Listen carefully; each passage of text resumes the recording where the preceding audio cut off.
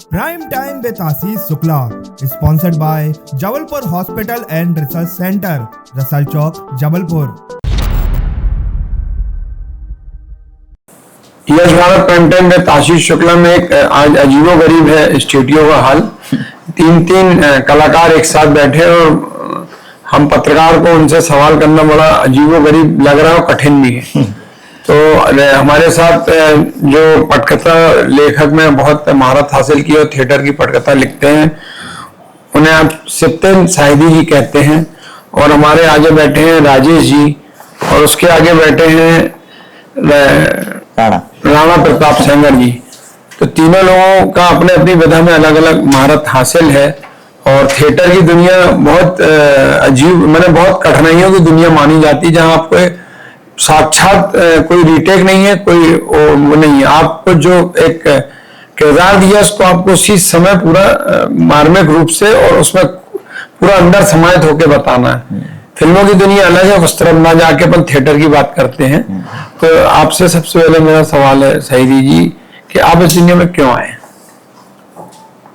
सब जब ये सवाल तीनों के लिए अब मुझे लगता है कि बड़े होने पे जब कोई आदमी अपने प्रोफेशन में जाता है तो उसका बहुत बड़ा सूत्र, एक सीक्रेट उसके चाइल्डहुड में होता है। ये तो चाइल्डहुड के परिवेश में हमारे प्रोफेसर पिताजी और एकेडमिशियन नाना जी की वजह से घर में किताबें भरी रहती थी और हम उसे पढ़ते थे। तो रुझान पढ़ाई लिखाई की तरफ रहा और जब बड़े हुए तो पता चला कि हम पढ़ने लिखने के अलावा लोगों से बातचीत और वयस्क होते होते जब आदमी इवॉल्व होता है तो उसको लगता है कि उसका राइट ब्रेन काम कर रहा है या लेफ्ट ब्रेन काम कर रहा है। तो जब हम गणित और फिजिक्स में फेल होने लगे तो हम समझ गए कि आर्ट की तरफ ही जाना श्रेयस्कर है। और आपके जीवन में पहला अभिनय कौन सा था जिसमें आपको तालियां मिली? जब मैं 12वीं पास करके एक नाटक करने गया और मुझे 65 साल के बूढ़े के रोल में उस्ताद ने पास कर दिया। और वो पास इसलिए किया क्योंकि उन्होंने कहा कि बूढ़ा बन के दिखाओ। तो मुझे अपने गांव का एक बूढ़ा याद आया जो खाट पे लेटा रहता था और उसे कंबल फटा हुआ था। तो उन्होंने कहा करके दिखाओ। तो मैं अपने कंबल को सिलने लगा तो उन्होंने कहा कि हाँ ठीक है, पास हो गए तुम, बहुत अच्छा पकड़ा तुमने। तो उसको जब किया तो मंच पे बहुत तालियां बजी थी। ऑब्जर्वेशन और आसपास अपनी जमीन पे कीड़े मकोड़े, तितली, इंसान, जानवर, गाय भैंस, बैल, किताबें, पंखा, दीवार पर धूल, हर चीज को देखने के लिए जब आपकी आंखें तैयार हो जाती हैं तो आपका कला की तरफ रुझान धीरे धीरे शुरू होगा। हम जब अभिनय कर रहे थे तो अभिनय से पटकथा तरफ कैसे पहुंचे आप? अभिनय करना थिएटर की ट्रेनिंग का हिस्सा है जी। और थिएटर जो है आपको सबसे पहले, भले लगता है कि मंच पे काम कर रहा है कलाकार, लेकिन वो कलाकार मंच पे झाड़ू लगा चुका होता है, पोछा मार चुका होता है और तब उस्ताद उसे छोटा सा रोल देता है। इसमें हम कहते हैं अभिनय हो गया। अभिनय होता है ट्रेनिंग है। तो आप फिर कहानी लिखना शुरू, पटकथा तरफ कैसे पहुंचे आप? जब हम बंबई गए तो हम लिखना चाहते थे बहुत सारी चीजें और सिद्धार्थ काक हमारे पहले उस्ताद, उन्होंने कहा कि डॉक्यूमेंट्री की बहुत जरूरत है हमारे देश में फैक्ट्स को प्रेजेंट करने के लिए, और भाषा जिसकी अच्छी हो। ऐसे डॉक्यूमेंट्री की अलग दुनिया है, अलग दुनिया। हाँ, मैं जानता हूँ दुनिया। तो मैं डॉक्यूमेंट्री में उन्हीं की वजह से लगातार काम करता रहा, बिकॉज फैक्ट्स को चुटीले और मनोरंजक अंदाज में अच्छी भाषा में प्रेजेंट करना। और भाषा तो आप जानते ही हैं कि बहुत तेजी से लुप्त हो रही है। लोग सिर्फ काम के लिए चीजें बोलते हैं, चाय दे दो, लिख लो, उठ जाओ, बैठ जाओ। भाषा सिर्फ वर्केबल हो गई है, भाषा का महत्व खत्म होता जा रहा था। अभी भी फेड कभी नहीं होगी, लोग गूंगे नहीं हो जाएंगे, लेकिन लैंग्वेज का जो, जिस वजह से लैंग्वेज का प्रचार होता है वो उसकी मधुरता, उसकी क्वालिटी की वजह से होता है, वो भाव के एक्सप्रेशन की वजह से होता है। अगर आपके आदेश में भाव नहीं हो तो कोई आदेश नहीं मानेगा। जी जी बिल्कुल। या प्रेम में, या इल्तिजा में, या आग्रह में। शब्द तो बहुत हैं, भाव के बिना काम नहीं चलेगा। बकरी ममियाती है, उसमें भाव है तो बच्चा दौड़ के आता है। बिल्कुल। तो हमने वहां पिछले 18-19 साल पहले हमने डॉक्यूमेंट्री लिखना शुरू किया और भाषा के लेवल पे एक नीरस चीज को अच्छा बनाने की कला धीरे धीरे सीखी हमने। तो आप इतने साल आपको हो गए, तो खैर अपन लोग का पेशा ऐसा है कि इसमें संतुष्टि नाम की चीज होती नहीं है। कभी ना कभी हौसला बढ़ता है कि नहीं ये अच्छा कर दिया। ऐसा कौन सा पल था? एक बार की बात है कि डिस्कवरी चैनल में मुझे फोन आया कि आपको एक स्क्रिप्ट लिखनी है, कई एपिसोड की सीरीज है, भगवान राम की यात्रा अयोध्या से लेकर के लंका और उसके बाद। तो मैंने उनको एक सैंपल लिख के दिया, लेकिन डिस्कवरी ने थोड़े दिन के बाद बिना मुझे बताए किसी और को ले लिया। राजनीतिक माहौल भी था, कुछ हुआ होगा, तो एक पंडित जी वहां पे मेरी जगह पे डिस्कवरी पे लिखने आए।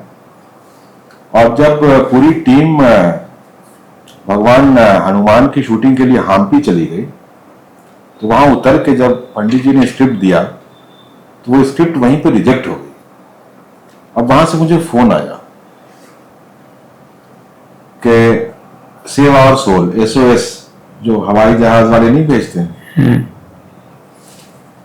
तो मैंने कहा बताओ, तो कहा गया कि हनुमान जी का जो चैप्टर है उसको स्क्रिप्ट वापस जल्दी भेज दीजिए। और फिर मैं भगवान राम की उस सीरीज में जब मैंने काम करना शुरू किया और वो जब अमेज़न पे आई, तो मुझे लगा कि भारत के हमारे पिताजी की तरह, नाना जी की तरह, भारत के सांस्कृतिक इतिहास पे जो हमारी रुचि है वो इस तरीके से भगवान राम के सीरीज के ऊपर काम आई। अरे वाह! तो वो आपके जीवन का हौसला वाला बहुत हौसला। और उन लोगों ने उसके बाद भगवान शिव पे काम दिया मुझे, अब माँ पार्वती पे भी देने वाले हैं। ये जो सवाल मैंने भतवी जी से पूछा, सेम सवाल आप ही से। इस दुनिया में मैंने एक सवाल में सब उत्तर। मैं एक जमाने में 1960 के जमाने में मेरे दादाजी की नौटंकी शैली की कंपनी चलती थी जबलपुर में। तो वो जगह जगह गणपति में नौटंकी करने जाते थे, कभी पनागर तो कभी सेहोरा, कटनी, ऐसे छोटे छोटे गाँव में। तो वहां से वो तो खैर 60 में बंद हो गई, वो तो 60 तक चली है। मैं तो 77 में पैदा हुआ। तो लेकिन कहीं जीन्स में, कोई ब्लड में, कहीं कुछ ना कुछ ऐसी जड़ों में वो चीज़ रही है। तो वो चीज़ मुझ में आई कि मैं एक्टिंग करूं। तो फिर मैंने गांव की नौटंकी से स्टार्ट किया, फिर वहाँ के VFJ में एक रामलीला चलती थी, वहाँ से स्टार्ट किया। फिर पता चला कि एक विवेचना संस्था है जबलपुर में, वहाँ फिर मैंने वहाँ काम किया। फिर वहाँ से हबीब तनवीर जी के साथ वहाँ चले गया, भोपाल चला गया। और फिर मैं बम्बई में जाके और भी थिएटर में करने लगा। और फिर वहाँ से दास्तान गोई से मेरी मुलाकात। आपकी जो कहानी की आप जिक्र कर रहे थे उसके बारे में कुछ बताइए, फिर वो अगला सवाल वहीं पे रहेगा। पहला वाला सवाल उनसे पूछेंगे। मैं दास्तान की अपनी कहानी राज कपूर के बारे में बताऊं? हाँ। अच्छा। भारत में पिछली 6 पीढ़ियों से एक परिवार जो बना हुआ है, हिंदुस्तानी सिनेमा का पहला परिवार कहते हैं उसको, जो पेशावर से चल के बम्बई आया और बम्बई में पृथ्वीराज कपूर ने अपना वर्चस्व बनाया और सिनेमा से पैसे कमाए और बहुत जल्दी उकता गए सिनेमा से। और वो लाइटें और वो हीरोइनें और बड़े बड़े खाना पीना पार्टियां, और उन्होंने थिएटर की बुनियाद डाली जिसका नाम रखा पृथ्वी थिएटर। अब सिनेमा जैसे ग्लैमरस चीज को छोड़ करके कोई आदमी थिएटर की बुनियाद कैसे डाल सकता था? आजकल के युवा सोचते हैं कि अरे नाटक, नौटंकी, थिएटर में क्या करें भैया, हम जो है ब्रेड खा के जीना पड़ता है। थिएटर जो है किसी प्रोफेशन या धंधे का नाम ही नहीं। थिएटर आपको इंसान बनाता है, आपको सिखाता है लाइफ को जीने का तरीका, लाइफ में आए हुए ऑब्स्टेकल्स को जीतने का तरीका, इंसान से पेश आने का तरीका, और अकेले बैठे हो तो अपने मकसद के बारे में जानने का तरीका कि अपन चाहते क्या भाई। जो आदमी नहीं जानता है किस रास्ते जाना है, तो क्रॉस रोड पे कभी दाएं जाएगा, कभी बाएं जाएगा, जबलपुर में ही रहेगा, कभी बाहर नहीं चल सकता। पॉइंट यह है कि वो उसकी ट्रेनिंग कैसे होगी कि मुझे क्या चाहिए, अपना मकसद, इंसान होने का मकसद। फिर इंसान होने का मकसद है कि काइंड टू एवरीवन। और अगर आप किसी प्रोफेशन में जाना चाहते हैं तो उन्होंने थिएटर स्टार्ट किया। उसके बाद राज कपूर आए जीवन में।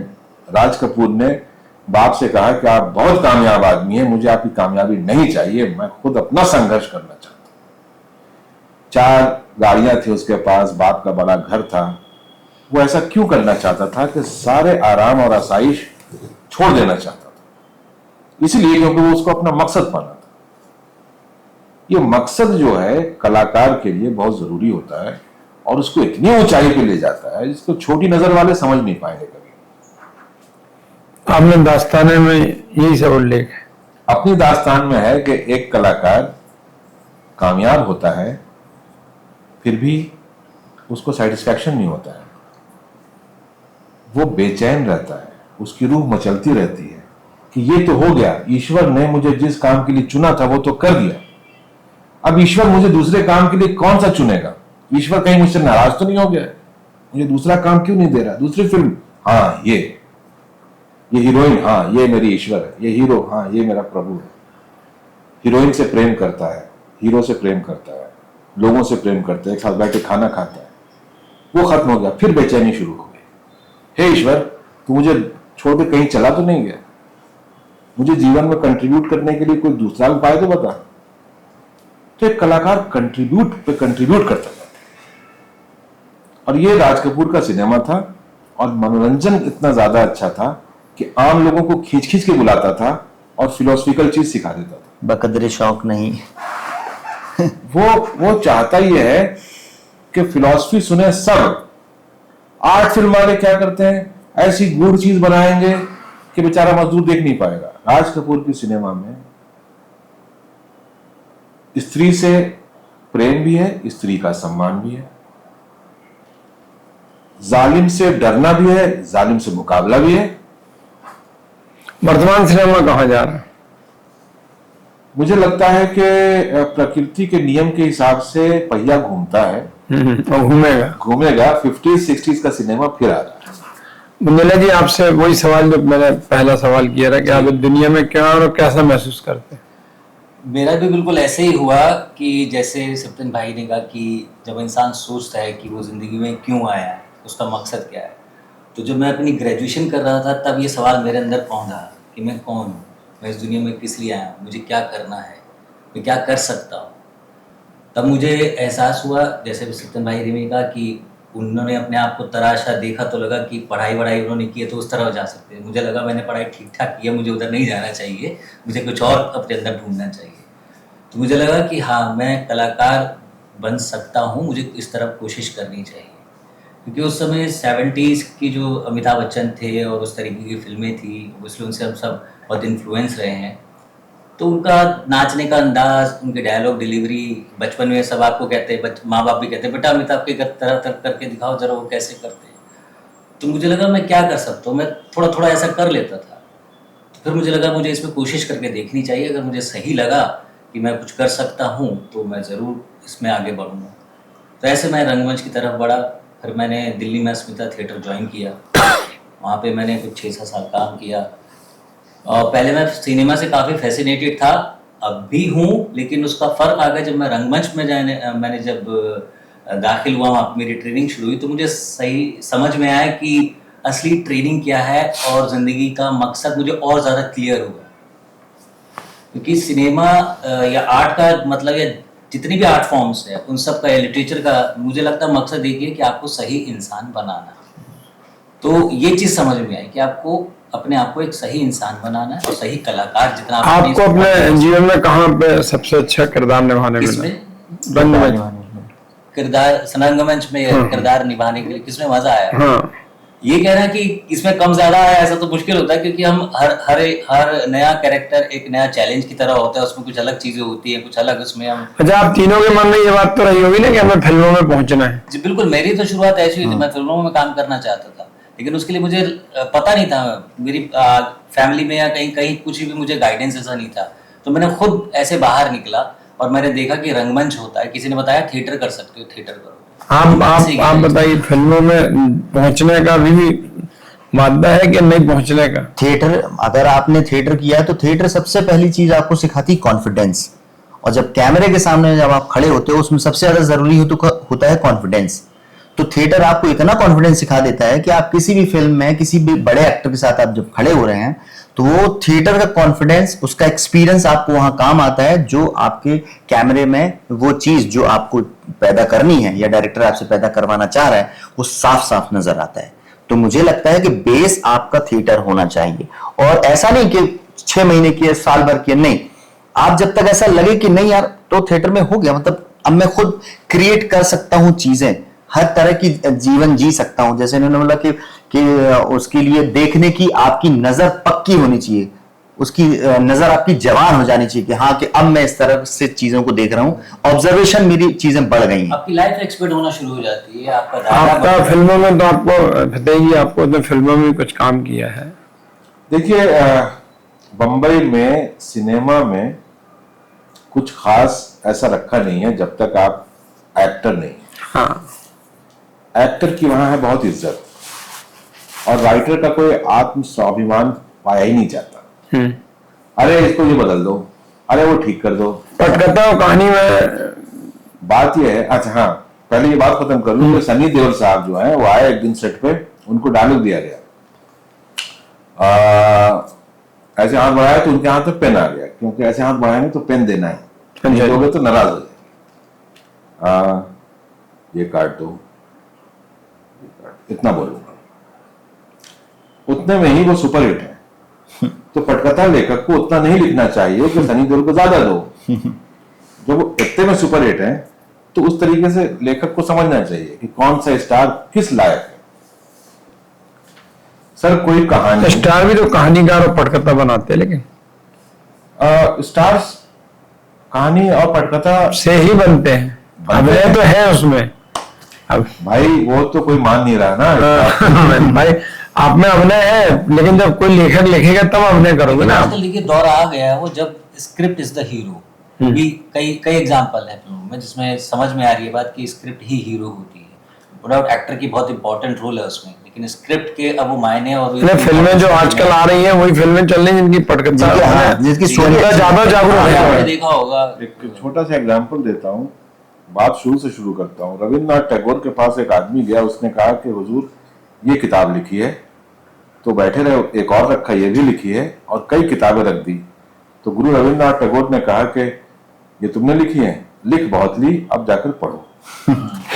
यानी कि तुम हम्बल नहीं हो, और तुम इतने बड़े लेखक तो मैंने सुना क्यों नहीं तुम्हारे बारे में। तो लेखकों में भी क्वालिटी होनी चाहिए।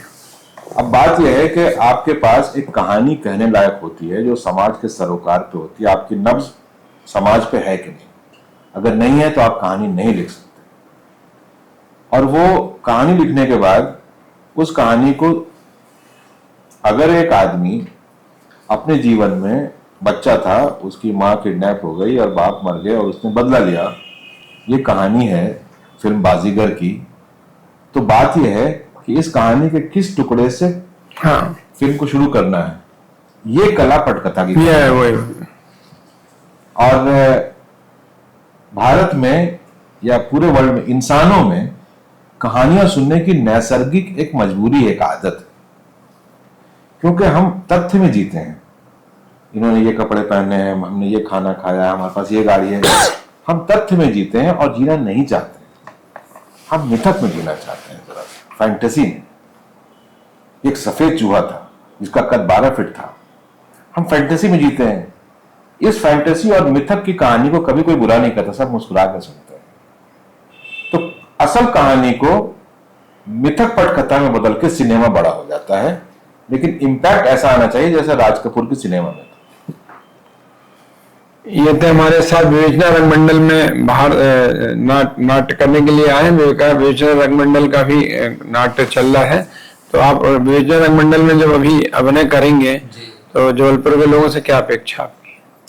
मेरा तो कहना यही है कि थिएटर हमेशा टिकट देख के मतलब खरीद के देखना चाहिए, क्योंकि पहली बात तो ये कि आप जब कोई चीज खरीद के देखते हैं तो सामने वाले की वैल्यू बढ़ती है और आपकी भी वैल्यू बढ़ती है, क्योंकि थिएटर जो है आपको जब इंसान बनाता है तो टिकट खरीद के अगर आप सामने वाले को इंसान बना रहे हैं तो बहुत बड़ी बात है, तो टिकट खरीद के तो देखना ही चाहिए उस तरह से।